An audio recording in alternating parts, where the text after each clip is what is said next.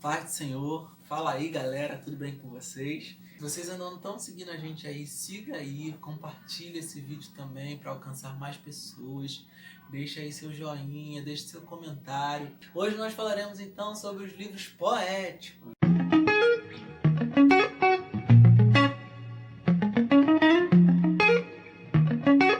Quais são os livros poéticos, gente? Vocês vieram lá com a divisão do Antigo Testamento, vocês tiveram 5 livros pentateucos, tiveram 12 livros históricos, nós temos agora 5 livros poéticos: Jó, Salmos, Provérbios, Eclesiastes e Cantares. Quando a gente olha para o primeiro livro poético, nós encontramos Jó, que é um livro super maneiro, super interessante para você estar lendo. Porque quando a gente sai de Esther, que é o último livro histórico do Antigo Testamento, e a gente vai para Jó, a gente sai de toda aquela narrativa, de toda coisa com aquela observação, e a gente entra em Jó já se incluindo na história. Há uma briga, né? Há uma discussão que dizem que quem escreveu Jó foi Eliú, outras pessoas falam que foi Moisés, e tem os outros autores aí que são citados. Jó é um livro de sabedoria nas provações. Se tu és crente, então por que tu passa fome? Eu olhei pra ele e disse, sabe por quê? Porque nem só de pão viverá o homem. Mas o diabo ele não desiste de primeira.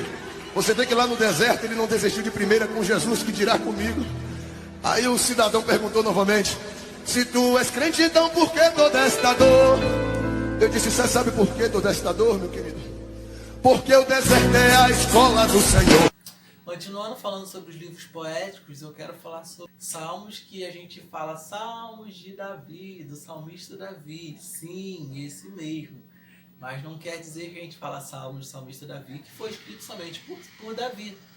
Não, gente.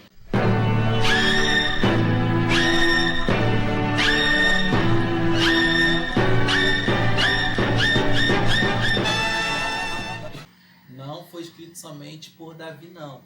Salmos, na verdade, no cabeçalho escrito salmista Davi, nós temos 73 salmos. Tem outros 50 salmos sem cabeçalhos que possivelmente foram escritos por Davi, sim.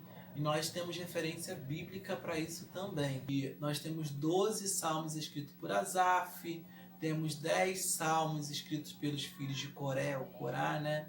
Nós temos um salmo escrito por Emã. Nós temos também o Salmos 90, que é o Salmos mais antigo, né? Aproximadamente 1500 anos antes de Cristo. Foi escrito por Moisés lá no deserto. Também temos o Salmo 137, logo depois que os filhos de Israel foram levados cativos. Então, por isso, nós podemos afirmar que Salmos não foi escrito somente por Davi. Falando assim, resumidamente de Salmos, quando a gente olha para Salmos, é um livro que nos leva totalmente a louvor e adoração a Deus, né? Fala da grandeza, tanto que quase todos os salmos já viraram canções. A maioria das pessoas que escreveram salmos foram levitas. Dos 3 livros escritos por Salomão, quais são eles? Provérbios, Eclesiastes e Cantares. Quando a gente olha para Provérbios, a gente logo fala Provérbios de Salomão, né? Assim como Salmos não foi escrito somente por Davi, Provérbios também não foi escrito somente por Salomão, não. O que dá a entender é como Salomão juntasse, fizesse essa coleção de ditos populares e fizesse o livro de Provérbios. Mas sim, gente, ele é o autor mais expressivo, ele que mais escreveu Provérbios, sim. Provérbios, gente, está diretamente ligado ao respeito, ao amor, à adoração a Deus. Salomão, né, também escreveu Eclesiastes.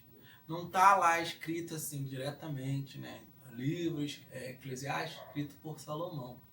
Mas o que nós temos são referências bíblicas. Primeiro livro de Reis, a gente consegue enxergar todas as citações feitas lá em Eclesiastes, falando um rei de Israel, filho de Davi, possuidor de muitas mulheres, possuidor de muitas riquezas, sabedoria. São todas essas características que nós vemos a Salomão. Por isso nós temos base bíblica para defender que Eclesiastes, sim, foi escrito por Salomão. Assim também como Cantares, né? Cântico dos Cânticos. Quando a gente olha para esses 3 livros escritos por Salomão, nós vemos essas 3 fases de Salomão. No Cântico dos Cânticos, a gente vê Salomão na sua juventude, tanto que é um livro de relação do casal, ao homem, o homem com a sua esposa na sua intimidade. Se a gente for olhar muito bem também, a gente vê muito, a gente consegue entender que Cântico dos Cânticos é uma analogia de Cristo com a igreja. Na sua segunda fase, né, Salomão já adulto, já esquece um pouquinho das suas emoções e fala mais com a razão.